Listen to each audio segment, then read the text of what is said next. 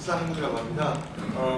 저는 소속은 이제 여러 군데 지금 현재 BSI라고 영국 표준협회의 ISO 55000이 이제 심사를 하고 있습니다.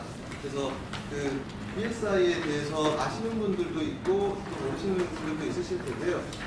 BSI는 그 국내로 따지면 기술 표준원과 이제 표준을 만드는 표준원과 그 다음에 이제 한국 표준협회를 섞어놓은 영국의 이제 표준을 제정하면서 표준을 이제 확산시키는 그런 이제 그 황실에서 펀딩을 한 기구입니다. 이 기구에 이제 여기서 이제 ISO 55001의 전신인 파스 55를 이제 BSI에서 만들어서 이제 보급을 했던 그런 기관이고요. 그래서 지금 현재 BSI가 ISO 55000에 관련되어 있는 그 인증을 이제 국제적인 인정을 받은 인증을 이제 제공해주는 그런 서비스를 하고 있고요.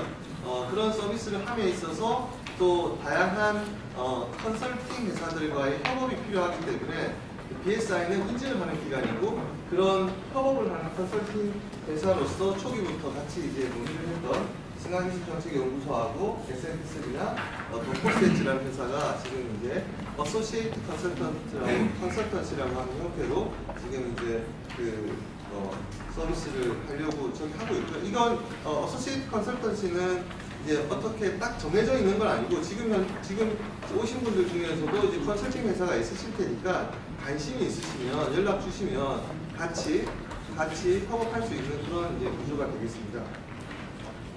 그러면 말씀드릴 내용을 이제 간단하게 자산경영 글로벌 사례, 자산경영 2에, 자산경영 시스템 2에 이렇게 2.84점 이런 형태로 말씀을 드릴 텐데요. 앞부분에서 했던 내용하고 중복되어 있는 거는 간단하게 넘어가도록 하겠습니다. 먼저 이제 요거는 간단한 얘기인데 이 자산 경영이 왜 중요한지 왜 나왔냐라고 하는 배경인데 짧게 말씀드리면 옛날에 산업혁명이 일어났었을 시기에는 결국은 엔지니어가 결국 사업자고 커뮤니케이터고 그 다음에 리더였던 시절이었을 겁니다. 예, 그러다가 이제 20세기에 기술이 이제 발전되면서 이제 각각의 그 전문화가 일어나면서 이게 이제 좀 더 깊지만 좁은 지식의 형태로 예를 들어서 옛날엔 곤충 박사라 그랬으면 지금은 파리 뒷다리의 세 번째 털 박사 이런 이제 형태로 발전해 나갔던 거죠. 그러면서 이제 앞서도 말씀드렸지만은 동영상에서도 보셨지만 트리뷰 종족들 각각의 회사에는 다양한 종족들이 있지 않습니까? 재무를 담당하는 종족도 있고 그 다음에 설비를 투자하는 종족도 있고 또 이제 설비를 운영하는 종족도 있고 또 이런 다양한 종족들이 다양한 언어로 이제 커뮤니케이션을 해야 되는 그런 이제 이슈가 있었다는 거죠. 그래서 이제 영국에서 시작이 됐던 거는 영국에서는 1970년도부터 헤더 테크놀로지라고 이제 액션 매니지먼트의 그냥 용어라고 보시면 되겠습니다. 이거는 이제 영국에서 여러 가지 자산들 도로, 상하수도, 그다음에 교량 이런 이제 다양한 인프라들을 뒀는데 얘들의 유지보수 비용이 많이 들어가니까 그러면 체계적으로 하는 방법이 뭐가 없냐.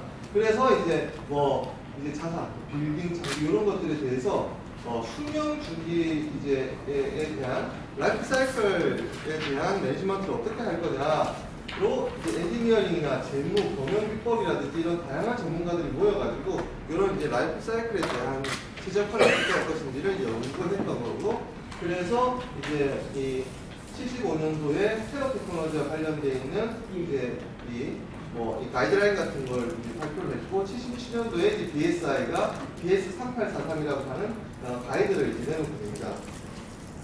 그러다가 이제 88년도에 파이팔파라고 북해 이제 영국 북해 쪽에 이제 해전 수출 플랜트에서 대형 화재가 발생을 하는데 이 배경은 결국은 유가가 이제 높다가 떨어지니까 아무래도 수익성이 악화가 되면서 메인테넌스를 소홀히 했던 거였죠. 우리가 그래서 이제 이런 재해가 이제 발생을 하고 그래가지고 이분이 이제 컬린이라는 분인데 이분이 이제 리포트를 내서 106개의 이제 권고사항을 만들어내게 됩니다. 그래서 이제 여기에서 나온 세이프티 관련되어 있는 부분에서 우리가 일반적인 원칙으로 얘기하는 것이 ALARP라고 해서 Agile Responsible Practical이라는 합리적인 실행 가능한 낱개. 그러니까 우리 뭐 예를 들어서 옆에 지저분하지 않고 좀 깨끗하게 하고 좀 신경 쓰는 거 합리적인 수준에서 가능한 낱개 유지한다라고 하는 그런 사상을 깔고 어떻게 하면 체계적으로 갈 거냐라고 하는 것을 고민을 해서 만든 것이 이제 그렇게 해서 나온 것이 이제 컬린 리포트고 이런 것이 결국은 오일의 가스 쪽에서 안전 문제에 대해서 안전만을 강조를 하니까 비용이 높아지는 걸 어떻게 해결할 거냐. 결국은 에셋 매니지먼트 이제 그 방식으로 라이프 사이클을 최적화하는 방식으로 이제 접근을 하게 됩니다. 그래서 이제 범산업의 코스트 리덕션에 그다음에 새로운 시대의 코스트 리덕션이라는 형태로 에셋 매니지먼트를 도입하면 안전도 강화가 되지만 실질적인 코스트도 줄어든다라고 하는 이제 보고서를 내게 됩니다.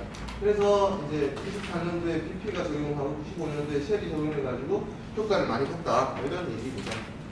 그래서 뭐 이거는 이제 시행 결과 뭐 해양 산업 분야에서는 사고가 75% 이상 줄었고 단위 생산 비용도 배럴당 5달러까지 줄어들었다 이런 이제 얘기고요. 그래서 앞부분에 이런 얘기들은 이제 잘 아시는 얘기들이실 겁니다. 실제로 호주, 캐나다, 뉴질랜드, 그다음에 미국 이런 쪽에서 사실 이 에셋 매니지먼트 관련되어 있는 가이드가 좀 더 빠르게 도입이 되었을 텐데 왜 그렇게 됐냐면은 이 나라는 인구는 적고 땅덩어리 크니까 인프라를 처음부터 제대로 설계를 하지 않으면은 유지보수 비용이나 감당하기 힘든 이제 상황들이 벌어지고 또 실제 이 투자와 관련되어 있는 부분에서도 이제 많은 투자가 계속적으로 이루어져야 되기 때문에 이런 부담을 어떻게 이제 체계화하고 합리적으로 할 것이냐 이런 이제 연구들이 많았던 것 같습니다. 그래서 이제 유럽, 호주나 뉴질랜드, 캐나다, 북미에서 캐나다도 있죠. 이런 쪽에서 관련되어 있는 가이드가 좀 많이 나왔던 것 같습니다. 오늘 한번 자료를 보시면 되겠고요. 그래서 55,000일에서 얘기하는 에셋 매니지먼트의 데피니션은 이렇습니다. 조직이 보유한 자산으로부터 더 많은 가치를 창출하기 위하여 회계, 운영, 유지, 리스크 및 조직의 다른 자산 관련 활동들을 잘 편성하고 관리하는 것을 의미한다. 여기서 이제 핵심은 뭐냐면 자산을 기반으로 가치를 만들어낸다라고 하는 게 이제 그 기반이라고 할 수 있겠습니다. 그래서 자산을 크게 이제 세 가지로 저희가 보통 ISO 55,000에서는 부르는데 처음에는 우리가 뭐 펌프나 이런 개별 자산들이 있고 이런 것들이 모여가지고 만드는 예를 들어서 뭐 블로우라든지 이런 것들이 모여가지고 만들어지는 뭐 하수처리장이라고 하는 자산들이 있고 하수처리장을 이제 다 묶어가지고 이제 예를 들어서 지자체 서울시면 서울시 하수처리장이라고 하는 에셋 포트폴리오가 하나가 이제 형성이 되는 거죠. 그리고 뭐 상하수도 같으면은 특정 섹터를 에셋 시스템, 그러니까 에셋 시스템, 그 다음 에셋 포트폴리오.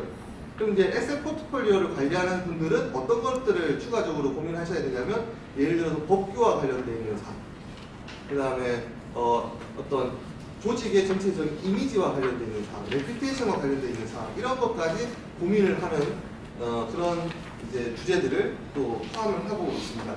어쨌든 이런 이제 자산을 통해서 가치를 만들어내기 위해서 이런 것들을 어떻게 잘 편성하고 관리할 거냐 이런 주제라고 보시면 되겠습니다. 그리고 자산 수명 주기 관리 일반 원칙은 뭐 다들 잘 아시는 거죠. 처음에 이제 니즈를 식별하고 처음에 이제 그 자산을 도입하고 그 다음에 활용하고 메인터넌스하고 뭐 수정하고 또 그 리빌딩 같은 인플로브 이제 형상을 대조를 하고 이렇게 하다가 나중에 이제 버리든지 리뉴얼하든지 이렇게 되는 거죠. 그러면 이제 리뉴얼할 때 실제로 이제 이 남은 그러니까 우리 중고차 같은 중고차를 팔면 돈이 되는 거지 않습니까? 그런데 환경시설 같은 경우에는 환경 처리 비용 같은 것들이 발생할 수 있어서 우리가 이거를 실제 폐기하는 것이 좋으냐, 더 오래 쓰는 게 좋으냐라고 하는 거를 이제 환경 설비 같은 경우에는 조금 더 그 투자 측면에서 조금 더 초기부터 고려를 해야 되는, 그러니까 뭐 예를 들어서 20년 쓰고 고칠 거냐, 아니면은 얘를 잘 관리해가지고 수명을 뭐 예를 들어서 한 40년까지 늘리는 게 좋은 거냐, 이런 거에 대한 사실 디시전까지 고민을 해야 하는 그런 것을 할 수 있습니다. 그 다음에 요거는 이제 그냥 전체적인 플로우죠. 앞부분에 나와 있는 게 결국은 이 설비 투자해가지고 운영 유지 보설 전략을 적고 관련돼 있는 머티리얼이라든지 노동력 같은 걸 제공해서 작업 계획 세워서 작업을 하고, 그래서 나오는 데이터들을 쭉 수집도 하고 보고도 하고, 거기서 식별된 것들은 다시 작업 관리에 반영시키는 이런 이제 사이클이 있고, 그런 것들이 보고가 되어서 법적으로 문제가 되는 사항이라든지 외부에 컴플라이언스적으로 보고해야 되는 사항은 보고를 하고, 또 내부적으로는 어떤 문제라든지 이런 것들이 식별이 되면 뒤에 나온 문제가 식별이 되면 이런 것들을 개선해서 다시 경영 관리해서 이렇게 가는, 이런 이제 실제 워크플로우와 관련되어 있는 사항은 대략 이런 식으로 정의가 될 겁니다. 사실 이런 워크플로우가 대부분에 이제 다 적용이 되어 있으시죠. 되어 있으신데 이게 얼마만큼 합리적으로 과학적으로 되어 있냐, 이런 것들이 사실 우리가 풀어내야 될 숙제라고 할 수 있습니다. 이제 자산 경영 의사결정이라고 하는 부분들, 아까 이제 정말 그 경영선생님께서 정말 말씀해 주셨지만 사람이 의사결정을 하는 건데, 우리가 상생의 문제하고 상충의 문제가 항상, 상생의 문제는 둘 다 하면 좋은 거지 않습니까? 하면 좋은 거니까 그럼 게으르지 않게 그냥 하면 되는 걸 텐데, 항상 문제는 상충의 문제일 거지 않습니까? 그러니까 어떤 거를 예를 들어서 어떤 거를 이제 뭐 안전 문제를 하기 위해서 우리가 뭔가 조치를 취하면 비용이 높아진다, 아니면 퍼포먼스가 낮아진다, 이런 서로 트레이드오프 되는 부분들이 있을 겁니다. 이런 것들을 어떻게 이제 합의를 해서 적절하게 우리가 균형을 맞출 거냐, 최적의 의사결정을 할 거냐, 이런 것들이 굉장히 중요한 포인트들이라고 할 수 있습니다. 항상 어떤 경우는 비용이 발생하고 리스크가 증가하게 되고, 또 성과와 타협을 하게 되고, 이런 부분들이 있을 겁니다. 그런데 이제 이런 부분들을 이제 뭐 예를 들어서 IT가 해결을 해준다. IT는 좀 더 편리하게 해주겠죠, 이런 것들을. 그 다음에 좀 더 정교하게 해주겠죠. 그런데 이런 IT의 이런 그 기술들과 기법들을 IT나 뭐 다른 뭐 통계적, 수학적 알고리즘들을 어떻게 적용시킬 거냐에 대한 부분들은 또 우리가 SM 매니지먼트에서 또 가이드를 또 해주는 부분들이 있습니다. 그래서 이제 그런 것들을 잘 참고를 했으면 되겠고요. 그래서 55,000원에 대한 거는 한번 읽어봐 주시면 되겠고요. 이 시리즈 탄생은 2004년도에 파스 55를 개발했습니다. 파스 55가 이제 그 우리 IM 동영상도 봤지만 IM이라는 회사, 이제 그 기구가 실제로 이제 뭘 했던 게냐면, 영국이 공기업을 운영하기 위해서 어떤 혁신 프로그램을 가져가야 되느냐, 이걸 이제 논의를 하면서 만든 커뮤니티가 있었습니다. 그 커뮤니티가 이제 제안했던 게, 인프라 쪽에 제안했던 게 이 SM 매니지먼트였고요. 그 SM 매니지먼트에 대한 부분을 이제 그 위원회가 그 프로그램을 끝내고 IAM이라고 하는 이제 이 협회를 만들었습니다. 협회를 만들어서 BSI랑 같이 파스 55를 개발했고요. BSI를 통해서 발행을 했고, 요게 이제 ISO로 갑니다. ISO로 가가지고 논의를 해가지고 2014년도에 ISO 55000, 55001, 55002가 이제 만들어지고, 55000 뒤에 이제 말씀드린 55000은 그냥 개요고요. 55001은 인증을 주는 규격이고요. 55002는 가이드라인입니다. 그래서 처음에 이제 2014년도에 가이드라인이 만들어졌고, 그 다음에 요거를 IAM에서 조금 더 튜닝해서 좀 체계적으로 만들고, 그 다음에 ICT 관련되어 있는 요소들을 조금 더 포함시켜가지고 개정을 했습니다. 2018년도에. 그래서 여기 요거는 그냥 대요, 요거는 요구사항, 얘는 가이드라인, 이렇게 구성되어 있다고 보시면 되겠습니다. 예. 왜 중요한지는 계속 말씀을 아마 들으셨으니까 저는 정보를 제공하는 입장으로 간단하게 좀 말씀을 드리겠습니다. 아까 말씀드렸던 우리가 이제 실제 RCM을 하시는 분들 많으실 거고요. 뭐 램스라든지 다양한 이 엔지니어링적으로, 또 특히 뭐 리다이그램이라든지 이런 이제 설계 측면에서 접근하셨던 분들이 주로 이제 많이 하시는 분들이 이런 부분들이실 겁니다. 이런 부분들이나 이제 엑셀 시스템 관리 쪽. 아까 말씀드렸듯이 엑셀 단위 설비가 있고 단위 설비를 좀 더 확장한 이제 예를 들어서 철도 같으면은 뭐 역사 같은 경우가 그 기지, 차량 기지 이런 것들이 엑셀 시스템에 해당이 되겠죠. 그리고 이제 전체 철로와 이제 열차와 이런 이 통제 시스템들을 다 포함한 것이 결국은 이제 자산 포트폴리오가 될 거고요. 그게 결국은 이제 그냥 우리가 티켓도 발행하고 그 다음에 사람을 태우고 거기서 이동을 시키고 또 내리게 하고 또 역사도 관리하고 이런 이제 활동들이 전체가 다 어떻게 보면은 그 코레일의 서비스를 가지 않습니까? 그 서비스를 만들어내기 위해서 자산을 활용하는 거고요. 그래서 이제 그걸 자산 포트폴리오라고 하고 이제 단위 시스템, 그러니까 자산 시스템은 이제 뭐 특정한 섹터라든지 아니면 특정한 기능을 이제 해결해주는 그런 거고 자산은 이제 개별 자산들을 얘기하는 건데 우리는 대개는 이제 개별 자산들에 대해서 공학적으로 굉장히 심도 있게 아마 연구들을 많이 하셨을 겁니다. 이것도 굉장히 중요한 거고요. 사실 이게 바탕이 될 거고 이 바탕이 된 것에서 에셋 시스템 단위에서 어떻게 최적화를 할 거냐 앞서 말씀드렸던 코스트와 퍼포먼스와 그 다음에 리스크를 어떻게 우리가 밸런싱하고 최적화할 거냐 이런 이제 의사결정 포인트들이 많이 나올 텐데 이런 것들을 이제 자산관리, 자산 시스템 레벨에서 이제 저희 처리해야 되고 그런 것들이 기업의 어떤 정책이라든지 뭐 정부의 어떤 방향이라든지 이런 것들과 온라인 해가지고 좀 이제 그 조직 측면에서의 이 전략들을 반영을 해가지고 전체적인 포트폴리오를 어떻게 운영할 건지에 대한 관리를 하는 이런 형태가 사실 이제 55,000일에서 이제 요구하는 그 에셋 그 매니지먼트 스트래티직 플랜의 주요 내용이라고 할 수 있습니다.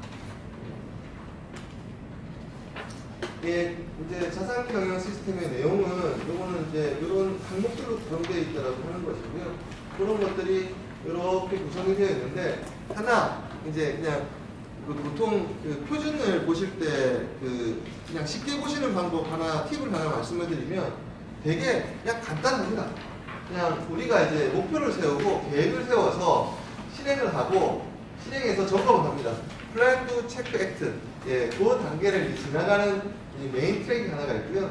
그 다음에 사이드에 이제 걸쳐 있는 게 하나가 있습니다. 뭐냐? 자산 관리 시스템도 시스템인 겁니다.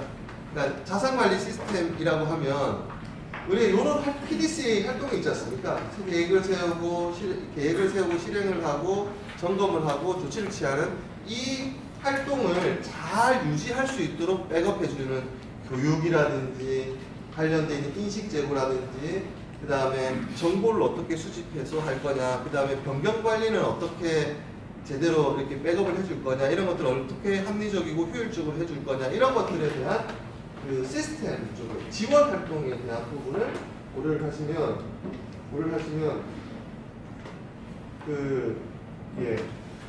쉽게 보실 수가 있으실 겁니다.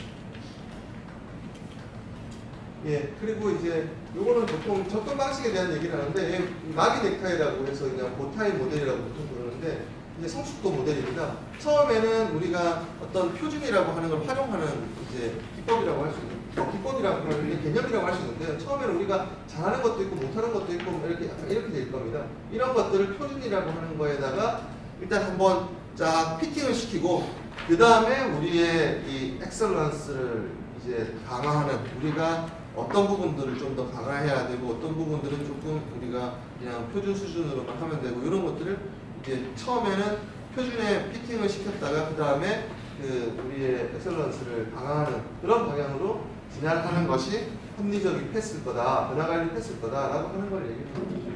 여기 뭐 대상자들은 공장도 있고 건설 현장도 있고 뭐 이런 인프라들도 있고 이렇다라고 하는 거 말씀드리고요. 이거는 뭐 케이스스터디인데 IAM에서 나온 자료들입니다. 그래서 뭐 홍콩 메트로 관련된 있는 부분에서는 뭐 유지비용들을 이렇게 20% 정도 줄였다 이런 내용인데 이거는 관련되어 있는 이제 자료들이 있으니까 필요하시면 제가 포럼 좀 통해 가지고 전달 드리거나 아니면 뭐 메일로 주시면 뭐 필요하다고 연락을 주시면 제가 전달 드리도록 하겠습니다.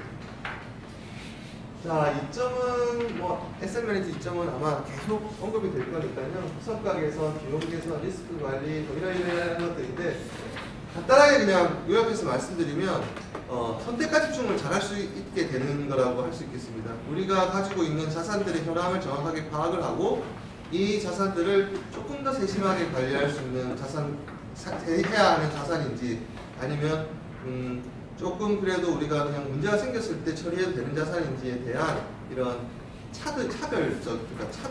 이게 분류를 시켜가지고 이제 조금 더 세심해야 될 거, 그 다음에 조금 이제 느슨하게 관리해야 될 거를 갖다가 구별을 해서 선택과 집중을 한다. 이제 이게 이제 핵심적인 메시지일 것 같고요.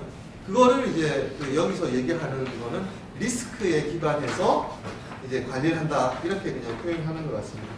그러니까 이제 예를 들어서 우리 상하수도 측면에서도 예를 들어서 상수도인데 어떤 구간 같은 경우에는 문제가 생겼을 때 100만 명에 영향을 미치는 게 있을 거고 어떤 거는 한 1000명 정도 영향을 미치는 게 있을 겁니다.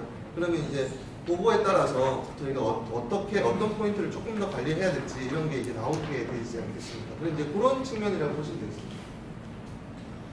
예, 시사점은 한 가지만 말씀을 드리겠습니다. 나머지는 다 이제 자산 관리 시스템, 자산 경영 시스템은 계속적인 소프트웨어 도구가 아니다. 그냥 경영 프레임이다. 항상 이제 이걸 그냥 시스템만, IT 시스템만 도입하면 된다라고 생각하시는 분들은 IT 시스템을 펴보자 하는 분들이 많으실 거고요. 거기에 결국은 IT 시스템이라는 껍데기고, 결국은 이제 이런 경영 프레임에 어떻게 우리가 우리의 프로세스를 잘 맞출 거고, 우리 사상을 잘 이제 융합시킬 것이냐, 이런 부분들이 중요한 부분이라고 할 수 있습니다. 마지막으로 이제 이 상부 규격 관련돼서 하나 말씀드리면 ISO 55001이라는 규격도 있지만 ISO 41000이라고 하는 규격이 있습니다. 41001이라고 하는 규격이 있는데 요거는 어떤 쪽에 FM이라고 퍼실리티 매니지먼트 관련된 규격인데요. 이러한 이제 그 주요 퍼실리티를 관리하기 위한 주요 기능들이 있는데 요거를 이제 요런 이제 형태로 체계적으로 관리를 한다라고 하는 측면입니다. 요거는 이제 기반 시설에 이런 데도 쓸 수가 있는데 에셋 매니지먼트는 조금 더 포괄적인 관리 방식이라 그러면 요거는 이제 설비에 좀 특화되어 가지고 관리하는 방식이어서 요 55001을 쓰시면서 좀 부족했던 설비 관련되어 있는 프로시저는 요걸 조금 차용해 보시면 적절히 궁합이 잘 맞을 수 있습니다. 요거는 이제 PSI가 그래도 나름 이 어크리데이션이라는 인정을 받은 요 마크를 줄 수 있는 국제적으로 통용할 수 있는 인증서를 줄 수 있는 기관이다. 실제로 국내에는 어크리데이션 안 받고 ISO 55001 인증을 주고 있는 이제 인증기관들도 있거든요. 그래서 이제 그런 거 그냥 쑥스럽게 자랑 한번 하고 이제 마치겠습니다. 뭐 필요한 자료라든지 궁금하신 게 있으시면은 언제든지 메일로 주시면 저희가 말씀드리도록 하겠습니다. 감사합니다.